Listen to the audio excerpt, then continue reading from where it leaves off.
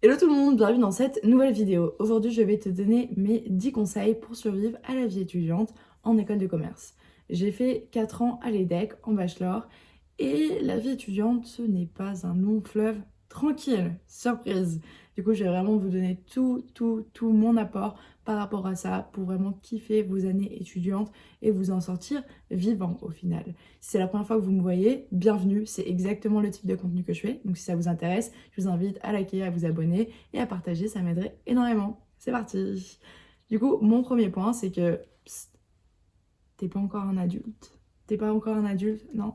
Mais le problème, c'est que tu vas avoir toutes les responsabilités d'un adulte en étant encore un ado dans ta tête. Et là où ça va être dur, c'est que tu vas apprendre en faisant. Par exemple, tu vas apprendre à faire un bail de location, tu vas apprendre à déclarer un dégât des eaux, tu vas faire des rendez-vous à la banque tout seul, demander un prêt.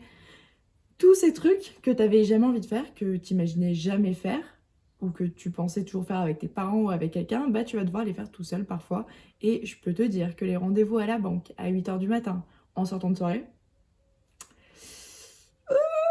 c'est pas nos préférés, non, c'est pas nos préférés.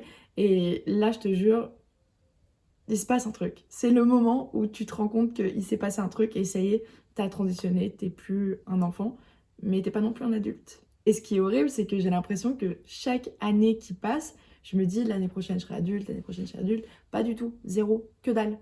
Non. Donc il va falloir apprendre en faisant, ça va être dur au début, mais vous allez vous habituer jusqu'à un jour peut-être devenir un adulte responsable. Mon deuxième point, c'est que les profs, ça a clairement changé. Ça n'a rien à voir avec le lycée, le collège. Franchement, c'est plus les mêmes. Alors déjà, les profs, la plupart d'entre eux vont être des intervenants, des gens qui ont des entreprises à côté, des business à côté. Donc ils vont venir et toi, tu es vraiment le dernier de leurs problèmes. Ils n'en ont rien à foutre. Ils te considèrent comme un adulte responsable, ils connaissent même peut-être pas ton nom et ils vont se dire que tu n'as pas forcément besoin d'un soutien particulier parce que maintenant tu sais te prendre en charge. Sauf que non, non. Et donc ça, c'est un truc qui m'avait un peu dérangé, c'est qu'il n'y a pas vraiment euh, d'accompagnement du prof qui est seul à seul avec l'élève.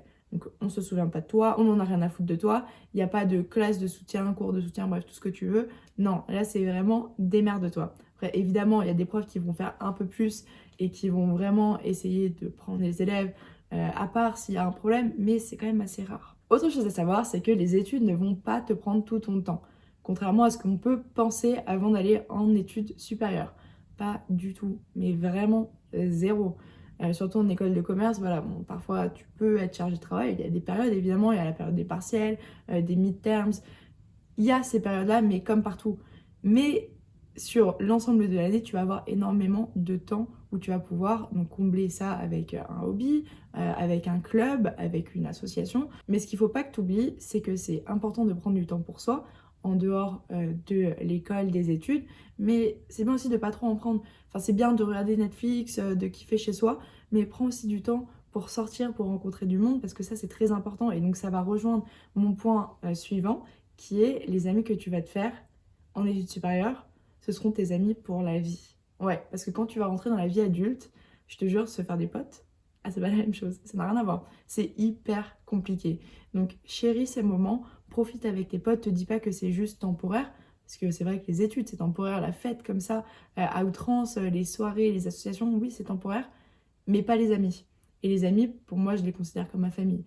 Donc c'est bien de revoir ça, un peu revoir tes priorités entre guillemets. Il faut évidemment pas que ce soit un problème pour ta vie scolaire à côté, mais c'est bien d'entretenir voilà, ce lien. Et parce que c'est temporaire, il faut vraiment que tu profites à 100% des événements qu'on va te proposer, des soirées, parce que je te jure, quand tu vas commencer un nouveau travail, quand tu vas aller en master, quand tu vas changer de ville, quand tu seras peut-être loin de tes amis, de ta famille, ça va être complètement différent et peut-être que tu retrouveras jamais ce que tu as pu vivre pendant tes années étudiantes. Et moi, c'était vraiment parmi les meilleures années de ma vie. Autre point, c'est que tu vas avoir beaucoup de liberté. Et là, ça peut devenir un problème pour certains, parce que du coup, tu vas faire n'importe quoi, tu vas faire tout ce qui te tente le plus, soirée, bref, peu importe.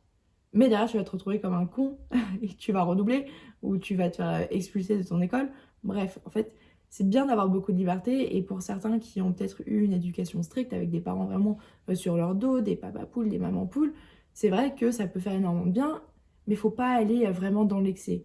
Il faut tout de suite se prendre en main parce que tu vas gérer ton argent, tu vas gérer ton appartement, tu vas gérer ta vie sociale, tes études, comment tu te nourris, si tu fais du sport, tes hobbies. Enfin voilà, il faut vraiment se prendre en main directement et pas laisser le temps parce que la vie te mette une grande baffe dans la gueule. Surtout avec la vague de Covid qui s'est passée, je sais qu'il y en a beaucoup qui sont un peu enfermés chez eux, qui sont retrouvés plus euh, avec eux-mêmes.